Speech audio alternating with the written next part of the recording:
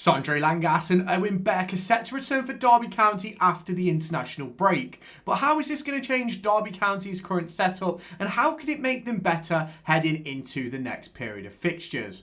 Now, Derby County, upon return from the international break, head to the Kassam Stadium to face up against Gary Rowett's Oxford United, and the return of Sondre Langas and Owen Beck is going to be absolutely important for Derby County over the course of the next few weeks. Now, obviously, you can let me know your thoughts on what their return will do for Derby, but we're going to discuss it in this video. Let me know your thoughts down in the comments. Hit the like button, hit the subscribe button, but let's get into it. Now, obviously, we're yet to see Owen Beck in a Derby County shirt, and that is disappointing for a number of reasons. However, that means we're stepping into the unknown with the return of the young fullback. Now, obviously, there is some big discussions to be had around Owen Beck. He's had some big injuries in his career already and ultimately has missed the opening 9 games of the season as he joined Derby County and picked up an injury about a day or two later up against Burton Albion, where he didn't even make it onto the pitch.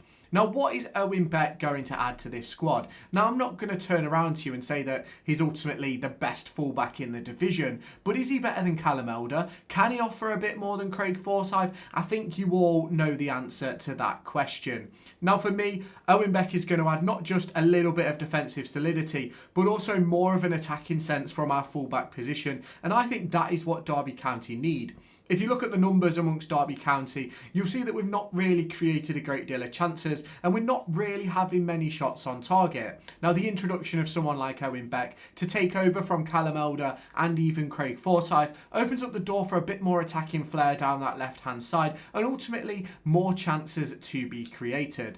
Now, I've said it once and I'll say it again. Derby County haven't created many chances. Now, does bringing Sondre Langas back into the team change that? Now, for me, having Sondre Langas in the team doesn't mean that Derby County are going to create more chances, but it does provide more freedom to that starting 11. It provides more freedom to those players in front of him because Sondre Langas, in my opinion, is one of the best defenders in the league. Now, you can obviously let me know your thoughts on that down in the comments, but I think it's pretty self-explanatory. It's been a hugely important factor for Derby County over the course of the back end of last season, in which Derby County were pretty much putting in playoff form. Now, ultimately, they haven't started that well of Derby County, but they are heading in the right direction. Now, the performance against Southampton was probably Derby's best performance of the season, but ultimately still no home win. Now, as they head to Oxford United, the return of Owen Beck, the return of Sondre Langas, and the potential introduction of Ryan Brewster back into their starting 11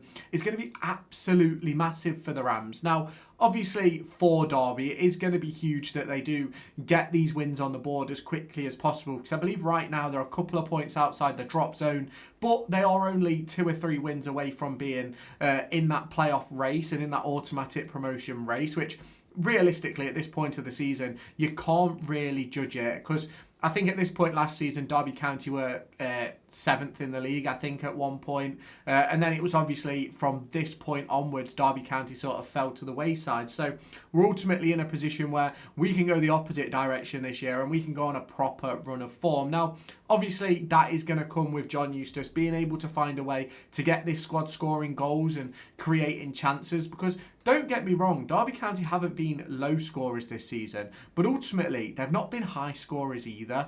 And I just think that that comes from not creating enough high quality chances. Now, in terms of chances created, shots on target and all things like that, Derby County rank among the bottom 6 of the division, and that's sort of where we sit when we're looking at how Derby County are performing. I'm pretty sure if you look at all the XG charts and things like that, Derby County are probably by far and away at the bottom of that table quite easily, to be fair, because we've not been great in front of goal. We've not been great defending the goal. And ultimately, that's the situation we find ourselves in. And that's where Sondre Langas could change things for Derby. Now, there is a possibility Derby County go to a back 3. Now, I don't think that's what Derby County are going to do once Langas returns. I think it will be a 4-2-3-1 with Travis and Ozo ahead, with Morris and Ajimang rotating between the 9 and 10, and then having Brewster on one side, Clark on the other probably, and just sort of seeing how that goes. But I do think there's some big discussions to be had around potentially a 3-4-3 for Derby, but ultimately it's got to be a 3-4-3 where those two in behind Morris are able to get beyond, and it's got to be two fullbacks that can really get beyond the forwards and really cause problems for the opposition defence. But there's so many discussions that can be had around tactics, philosophy, styles of play, and ultimately I don't quite yet think we've seen what John Eustace wants to do with this squad, because ultimately a lot of his new signings have not been available. Now obviously Dion Sanderson has been in the squad, Max Johnston, you look at Lewis Travis, you look at Bobby Clark, Brereton Diaz, Adjimang, Morris, they've all been in and around the squad, but ultimately they've not really all been around the squad together for long enough to really have put together a seal of approval from that team, in my opinion. Now, there is a lot of discussions to be had in that regard, and I do think that Derby County really need to have a discussion around where you put Carlton Morris and where you put Patrick Adjimang, because in my opinion at the moment Carlton Morris's game is being hindered by having Adjimang ahead of him. Now, do I believe that they should play together? I don't necessarily think it's the wrong thing to do, but do I believe that we've got to be intelligent in the way that we play our forwards? Absolutely. Like, for me, I think Derby County would benefit more from a Rhian Brewster as a number 10 than a Carlton Morris at the moment, but ultimately we'll have to wait and see how that transpires. Obviously, Rhian Brewster's only games for Derby County have come in a 3-4-3, sitting just behind Carlton Morris next to Bobby Clark, but obviously, we've not played that system for the last 3 or 4 games since Patrick Adjimang's been fit, because ultimately, Derby County have been much better in a back four. Now, John Eustace has got a lot of decisions to make in that regard, and it's going to be, do you chuck Adjimang in with Morris and keep it like that and put Brewster on one side, maybe Clark or Diaz on the other?